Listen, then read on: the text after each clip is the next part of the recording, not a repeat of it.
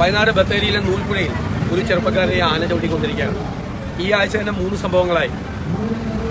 UDF നടത്തിയ മലയോര സമരയാത്രയിലെ ഏറ്റവും പ്രധാനപ്പെട്ട ആവശ്യം ഈ വന്യജീവി ആക്രമണങ്ങൾ തടയാനുള്ള നടപടികൾ സ്വീകരിക്കണമെന്നാണ്.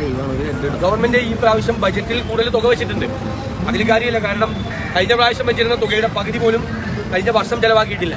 കഴിഞ്ഞ 4 വർഷമായി ഈ കൺവെൻഷനലായിട്ടുള്ള പരമ്പരാഗതമായി ചെയ്യുന്ന ഈ പ്രതിരോധ സംവിധാനങ്ങളൊന്നും കഴിഞ്ഞ 4 വർഷമായി ചെയ്തിട്ടില്ല.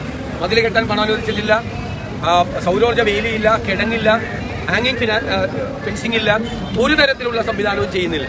അപ്പോൾ മലയോരത്തെ ജനങ്ങളെ, വനാതിർത്തിയിൽ താമസിക്കുന്ന ജനങ്ങളെ വിധിക്ക് വിട്ടുകൊടുക്കാനാണ് ഗവൺമെന്റിന്റെ തീരുമാനം. അതിനെതിരായി പ്രതിഷേധിച്ചുകൊണ്ടാണ് ഞങ്ങൾ ഈ മലയോര സമരയാത്ര നടത്തിയത്.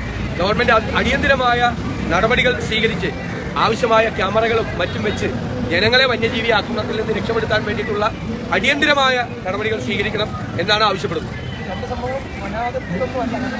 വനത്തിന് വയലിലാണ്. ഇന്ന് രാവിലെ നടന്ന സംഭവം വയലിലാണ്, മറ്റത് ഇന്നലെ നടന്നത് പ്ലാന്റേഷനിലാണ്, പൂട്ടിക്കിടക്കുന്ന പ്ലാന്റേഷനിലാണ്. അവിടെയുള്ള തോട്ടിലിന്റെ കുളിക്കാൻ പോയപ്പോഴാണ് ഇന്നലെ സംഭവിച്ചത്. ഇന്ന് വയലിൽ വെച്ചിട്ടാണ്. സാധനങ്ങൾ വാങ്ങിച്ചുകൊണ്ടിരുന്നവർക്ക് വയലിലാണ്. വനാതിർത്തിക്കൊക്കെ വളരെ കുറവാണ്. വനാതിർത്തിയിൽ മാത്രമല്ല, വന്യമൃഗ ശല്യമുള്ളത് അതിനോട് ഒരുപാട് അകത്തേക്ക് കൂടി, നാട്ടിൻപുറങ്ങളിലേക്ക് കൂടി വന്യമൃഗങ്ങളുടെ ശല്യം തുടങ്ങിയിരിക്കുന്നു. ജീവിക്കാൻ കഴിയാത്ത, നിവൃത്തിയില്ലാത്തൊരവസ്ഥയിലാണ് എത്തുന്നത്. ഒന്നും ചെയ്യാതിരിക്കുക, നിസ്സംഗമായിരിക്കുകയാണ് ഗവൺമെന്റ്. അതാണ് ഏറ്റവും പ്രധാനപ്പെട്ട കാര്യം. ഇപ്പൊ ഇടുക്കിയിലെ അപകടം നടന്ന സ്ഥലത്ത് ഒരു 4 ദിവസം മുൻപ് അവിടെ മന്ത്രി ഒരു പരിപാടി ഉദ്ഘാടനം ചെയ്യേണ്ടതായിരുന്നു. ഈ ജനങ്ങളുടെ സമാനമായി കാട്ടാന ആക്രമണം ഉൾപ്പെടെയുള്ള ശല്യം കാരണം മന്ത്രി ആ 2.5 കിലോമീറ്റർ പുറകിൽ വെച്ച ഉദ്ഘാടനത്തിന് അവിടെ എത്താതെ മടങ്ങുന്ന ഒരു സാഹചര്യം ഉണ്ട്. പിന്നീട് ഓൺലൈനിലാണ് വനമന്ത്രി ഉദ്ഘാടനം നിർവഹിച്ചത്. അല്ല, അപ്പോൾ അത് വനം വകുപ്പിന് തന്നെ അവിടെ വന്യമൃഗ ശല്യമുള്ള സ്ഥലമാണെന്നറിയാം. അവരതിനു വേണ്ടി ആവശ്യമായ നിരീക്ഷണങ്ങളോ ജനങ്ങളെ അതിൽ നിന്ന് രക്ഷപ്പെടുത്താൻ ആവശ്യമായ പ്രതിരോധ നടപടികളോ ഒന്നും സ്വീകരിച്ചില്ല എന്നാണ് വ്യക്തമാകുന്നത്. ഒന്നും ചെയ്യുന്നില്ല, വെറുതെ ഇരിക്കുകയാണ്.